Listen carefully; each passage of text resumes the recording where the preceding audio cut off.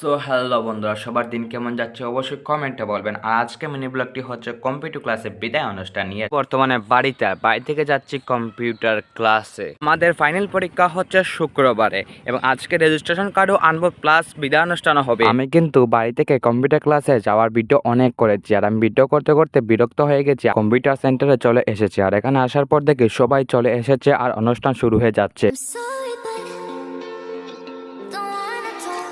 I need a moment before I go. It's nothing when I'm finished. I'm all about my business and ready to save the world.